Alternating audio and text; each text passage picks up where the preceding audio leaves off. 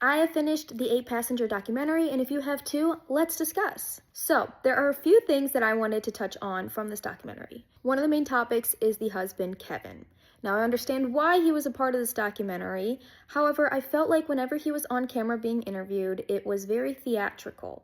And I'm not exactly sure if this is a defense mechanism in his head that is saying, if I look and appear to be very somber about the mistakes I've made, that maybe public perception of me will be different. I don't know if that's his thinking, but whenever he was talking, he was taking long pauses. It didn't feel genuine. A second thing about him in the documentary that didn't quite click for me was at the end when they asked him, "Do you still love Ruby?" And he said yes.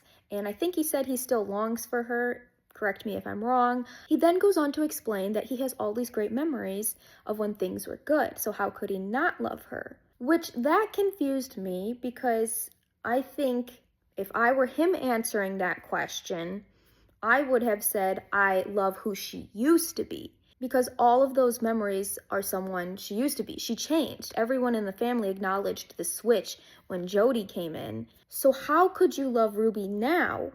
Ruby the abuser, yes, Ruby with those good experiences and memories, but Ruby, the woman who put your children in danger and abused them. To me, that just doesn't make sense. And the last thing that I wanted to touch on was how the documentary kind of explains the Mormon culture and all of that. They made it seem like you needed to have the perfect family, perfect house, perfect everything. And so everyone is buying these giant houses, making them look like they're in magazines and whatnot.